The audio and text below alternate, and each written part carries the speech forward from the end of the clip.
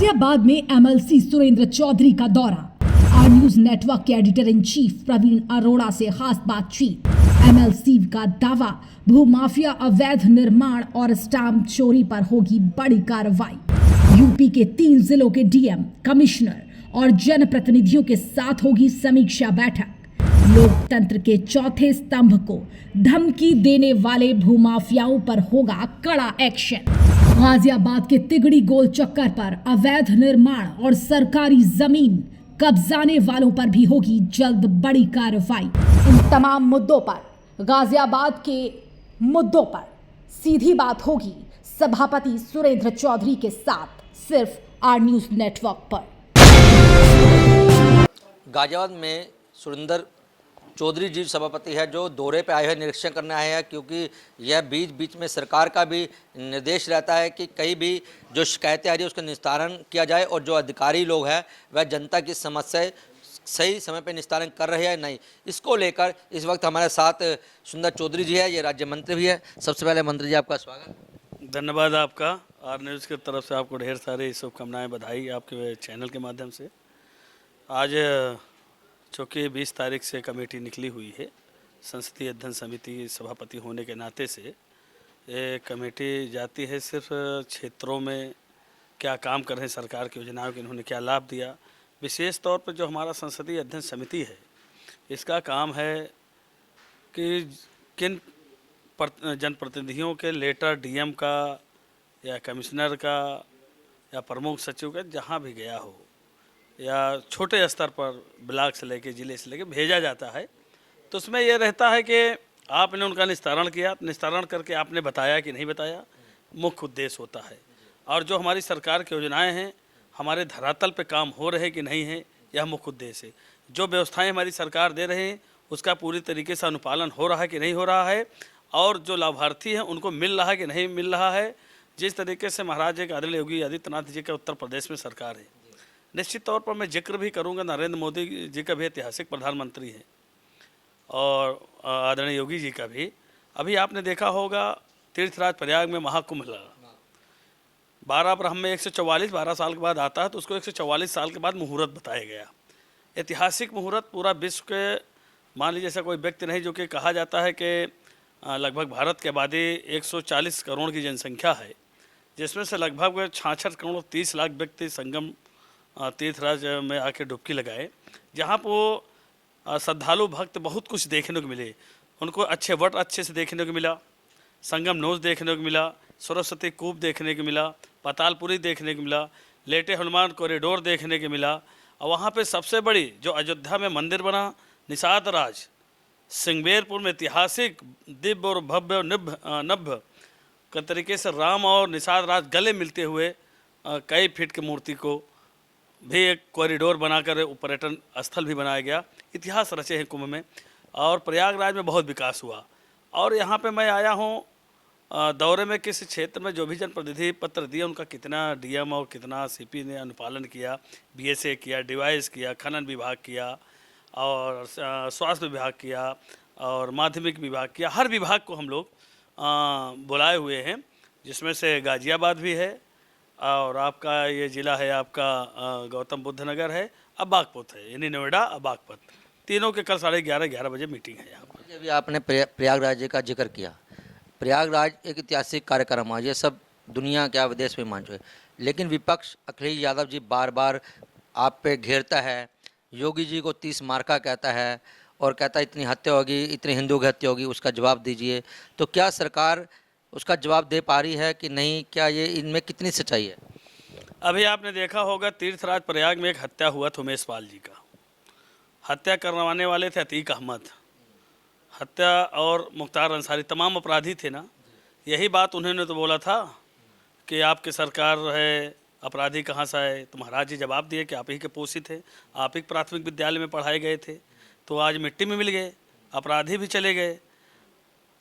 एक महाराज जी और बात कहे थे जो दूसरे के माध्यम से व्हाट्सएप पे पूरा चला, कि जो जिस नज़र से देखा कुंभ को, गिद्ध को क्या दिखाई दिया, सुअरों को क्या दिखाई दिया, जो आशीर्वाद इसलिए लेते थे पौराणिक का साधु संतों के बीच में उनको क्या दिखाई दिया। जो बेहतर से अच्छा देख सके उनको वो दिखाई दिया। और जिनको सिर्फ नेगेटिव बात बोलना था, जिसको वो नेगेटिव बात बोला तो आज भी बोलता रहेगा, क्योंकि उनके पास अब कुछ रह नहीं गया। खिसियानी बिल्ली खंभा नोचे वाला अब काम चल रहा है, क्योंकि पूरा सनातन धर्म का एक इतिहास, एक हिंदू राष्ट्र बन चुका है।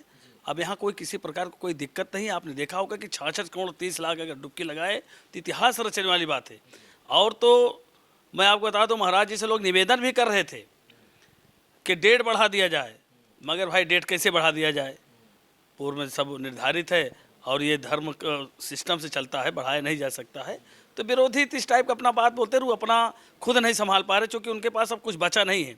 उन्होंने जनता पूरी तरीके से जवाब दे दिया। 17 भी 22 भी आपने देख रहे हैं, गठबंधन भी करके दिए, ठगबंधन भी करके दिए, फिर तमाम चीज़ें इन्होंने घेरने का काम किया। मगर जनता पूरी जान चुकी है कि आज उत्तर प्रदेश अपराध मुक्त उत्तर प्रदेश है। आज कोई बहन बेटी को अगर छेड़ता है एक चौराहे पे तो दूसरे चौराहे पे हाफ इनकाउंटर में पड़ा रहता है।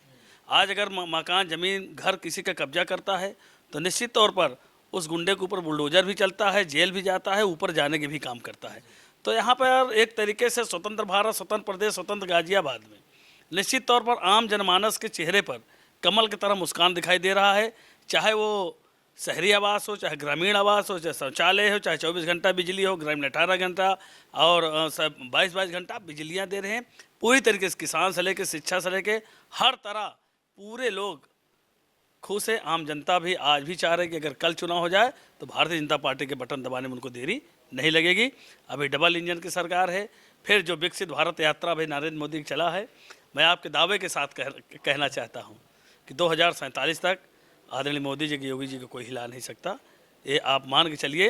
अब जो समाज यादव ने आरोप लगाए, बन चुकी है, आरोप लगाए कि यह बिजनेस कराए योगी सरकार ने, कितने करोड़ों रुपए कमाए हैं उसका हिसाब दीजिए।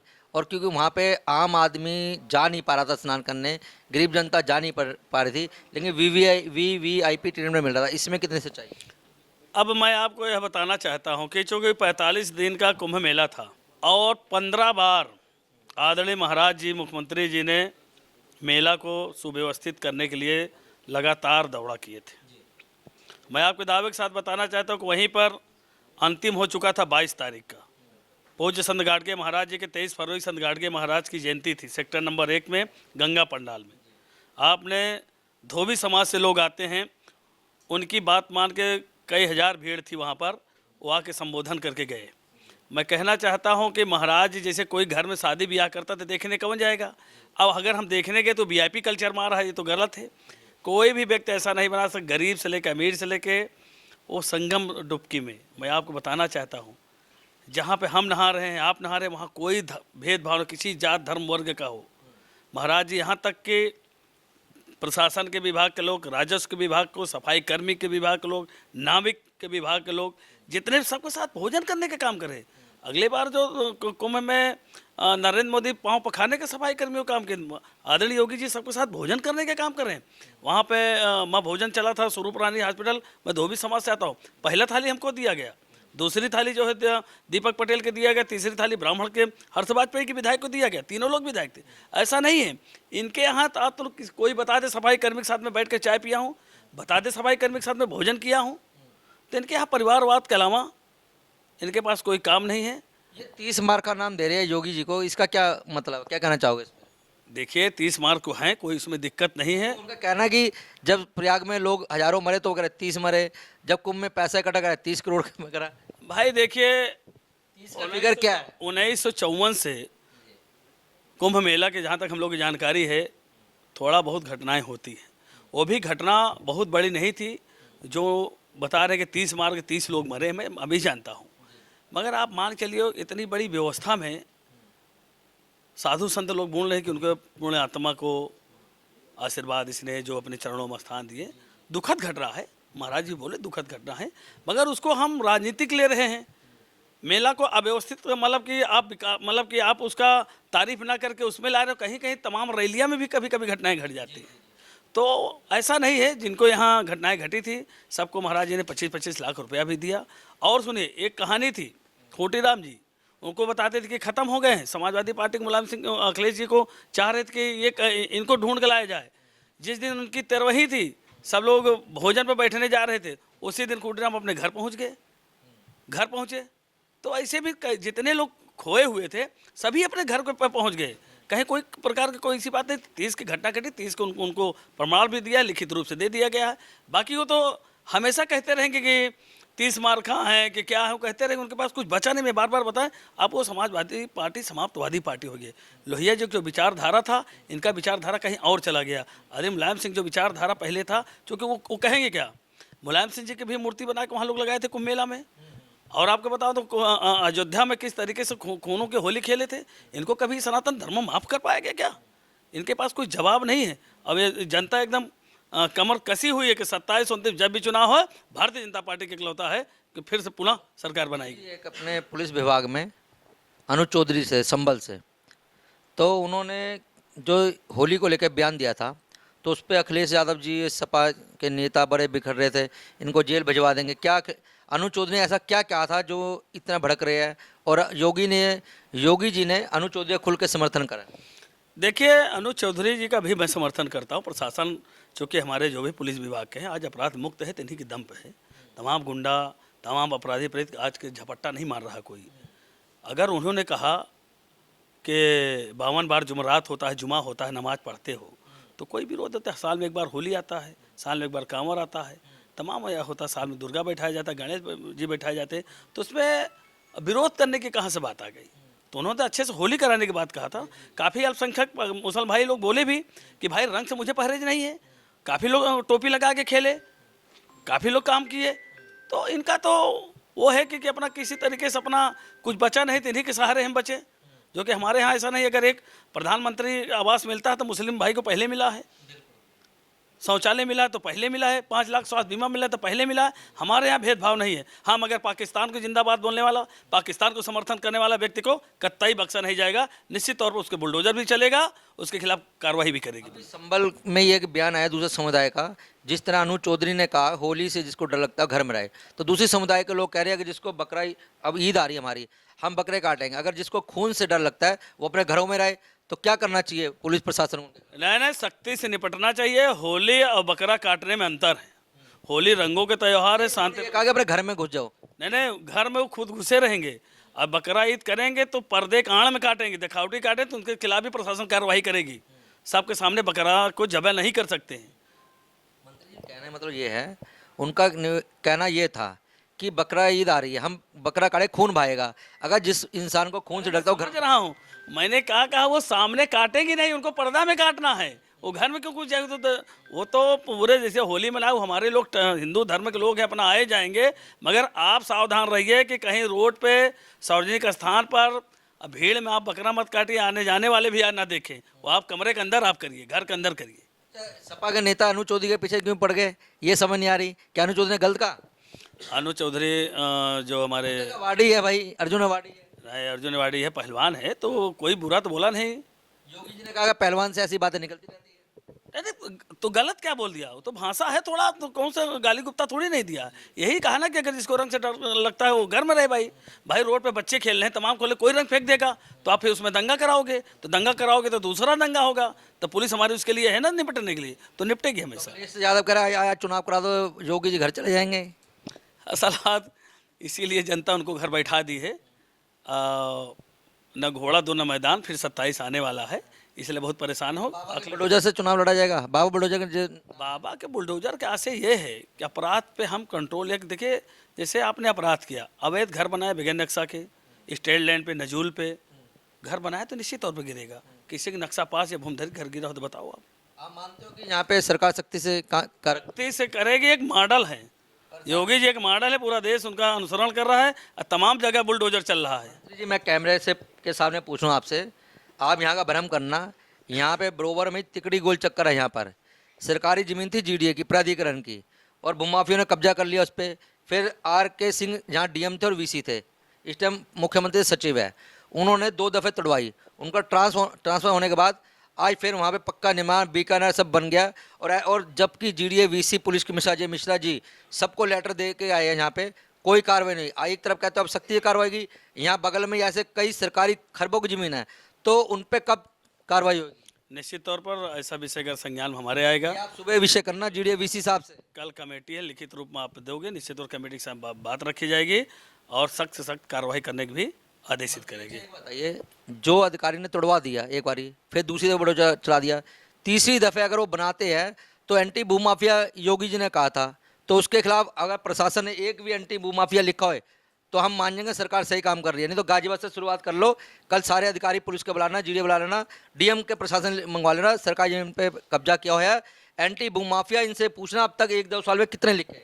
निश्चित तौर पर अगर अवैध रूप से कब्जा है तो यहाँ तो मैं कहूँगा ही मुख्यमंत्री से वार्ता करके सख्त कार्रवाई और करूँगा। एक जहाँ बैठे हो यहीं पे लीलावती स्कूल के सामने, लीलावती स्कूल सामने, ये भी अब लिख लीजिए, यहाँ पे समाजवादी के राष्ट्रीय महासचिव अमन यादव ने शौचालय की ज़मीन पर कब्जा किया था।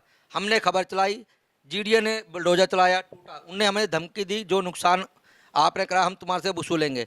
हमने पुलिस को लेटर दिया, उसके खिलाफ राजनीति के आने के बाद मुकदमा नहीं लिखा गया।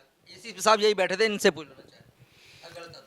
देखिए, एक टीवी चैनल पत्रकार दर्पण हमारा होता है, जो सच्चाई होता है वो आप दिखाते हैं। अगर आप साथ भी ऐसा किया, सरकार का क्या काम है सर? अब आपने सच्चाई दिखाई और जीडीए ने तोड़ा, मैंने तो तोड़ा नहीं सर, उसको तोड़ दिया, फिर हमारे धमकी दे रहा 2 लाख हमारे से वसूलने धमकी, हमने लिखित में दिया और पुलिस ने मुकदमा ही लिखा। हमने कहा कोई बात नहीं, हम देख लेंगे। नहीं, निश्चित तौर पर आपके बातों को मुझे संज्ञान में लेना है और आप लिखित हमको दे देंगे, निश्चित तौर पर कार्रवाई कराऊंगा। सरकारी जमीनों के लिए जो काम हम कर रहे हैं वो हम कर रहे हैं, तो पुलिस कहती है आपका क्या स्वार्थ? व्यक्ति का अधिकार है सरकारी ज़मीन पे, वो समाजवादी पार्टी नहीं कि जो सरकारी ज़मीन वो हमारी है, ये भाजपा की सरकार है, सरकारी ज़मीन पर अवैध कब्जा नहीं हो सकता है। 14 फरवरी को दोबारा जीडीए फिर तोड़ा सर, तो फिर बना लिया। नहीं तोड़ा दूसरी दफे, अब वो मेरे को ढूंढ रहा है काहे लिए? हत्या करने के लिए। नहीं, आपका हत्या नहीं होगा। आप गुंडा समाज में अखिलेश यादव अभी चुनाव में आए थे, ये सारे लोग बैठे हैं यहाँ पे, सारे लोग बैठे हैं, ये नेता भी अखिलेश यादव जी उसके घर आए थे विजयनगर में। यदि हमारे प्रशासन के कानों तक भनक जा रही है अगर, तो निश्चित तौर पर आपकी पूरा सहयोग मदद की जाएगी और जो आपको अगर धमकी देगा निश्चित तौर पर हाफ इनकाउंटर भी होगा। योगी जी सुन लीजिए, मंत्री जी के सामने एसीपी साहब ये रहे और एसी साहब को सब पता है, और इनके सामने अगर मेरी हत्या होती है तो ये लोग जिम्मेदार होंगे, और मैं आपके जो आप कहते हो उसी तरह भूमाफियाओं के खिलाफ आगे भी खबरें चलाता रहूँगा सच्चाई के साथ। धन्यवाद। आपका कोई हत्या नहीं कर सकता है, क्योंकि आज आप बोल दिया और नहीं करेगा, कहीं मूडू बनाएगा तो आपका हत्या नहीं कर सकता, प्रशासन आपके साथ है। ऐसा मत कि मैं सुरेंद्र चौधरी, सभापति संसदीय अध्ययन समिति प्रयागराज। भूमाफिया के खिलाफ कार्रवाई होती है, कार्रवाई सख्त कार्रवाई करोगे। भूमाफिया नहीं, बहन बेटियों को छेड़ने वाला, अवैध मकान जमीन कब्जा करने वाला, किसी को धमकी देने वाला, किसी को हत्या कत्ल करने वाला, निश्चित तौर पर महाराज उस पर सख्त कार्रवाई कराएंगे। यहाँ गाजियाबाद के जो वेब सिटी के खिलाफ धरने में बैठे हैं, उन्होंने कल गंभीर आरोप लगाया था गाजियाबाद में स्टाम्प चोरी होती है, राज्यसभा का जो पैसा चोरी हो रहा है। कौन लोग हैं ऐसे जो स्टाम्प चोरी में उनका साथ दे रहे हैं? मंत्री जी, यहाँ पे कल किसानों ने आरोप लगाया कि वेब सिटी यहाँ पे एक बड़ा प्रोजेक्ट है और यहाँ पे स्टाम्प चोरी की जा रही है, पैसों की चोरी की जा रही है। वेब सिटी है, अगर स्टाम्प चोरी की जा रही है तो उस पर सख्त कार्रवाई की जाएगी, उसको जांच करा लिया जाएगा कि संपत्ति के अनुरूप अगर कम स्टाम्प लगाया जा रहा है तो निश्चित तौर पर वो कानून के तहत आता है, उसके खिलाफ कानूनी कार्रवाई कराई जाएगी। प्लॉट लेते 20 लाख का, लेते 1.5 करोड़ रुपए, वो ब्लैक में। हाँ, ये गलत, इस पर कार्रवाई कराई जाएगी। तो ये थे सभापति मंत्री जी, इन्होंने हर सवाल पे हमारे बेबाकी से जवाब दिए और हम सुबह भी कोशिश करेंगे इनको कवर करें और लाखों जनता को दिखाए। और जो योगी सरकार अच्छा कार्य कर रही है और जो रात के समय मंत्री यहाँ जनता से मिल रहे हैं, ये भी एक अच्छाई है, क्योंकि हमने इससे पहले ऐसे मंत्री जनता दरबार लगाए नहीं देखे। तो ये भी कहीं ना कहीं सरकार और मंत्री जो इच्छा शक्ति है इनके अंदर काम करने की, हम भी चाहेंगे ईश्वर इनको ऐसी देती रहे। और अगर जो कोई अधिकारी ऐसा भ्रष्ट है जो योगी जी की छवि खराब कर रही है, उनको उनका जांच करा के इन्होंने बोला कैमरे पे कि कार्रवाई करवाएंगे। गाजियाबाद से कैमरा पर्सन विवेक के साथ मैं Parveen Arora, R news network के लिए।